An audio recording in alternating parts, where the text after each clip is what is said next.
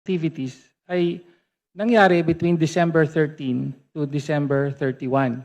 And yet, sa mga nakaraang hearing ay napag-alaman po na December 20 pa po na ilabas ang SARO at na-withdraw yung 125 million. Kaya nga sinasabing nagastos ito in 11 days from December 20 to December 31. So ang tanong lang po natin, ano po ang paliwanag doon sa nakapamahagi na kayo ng mga sinasabing reward money noong December 13 pa lamang samantalang hindi pa po lumalabas ang pera ng confidential funds. Pwede po bang may paliwanag yon? Madam Chair, this is the subject of an impeachment trial, and I would not like to discuss the defense for the impeachment trial.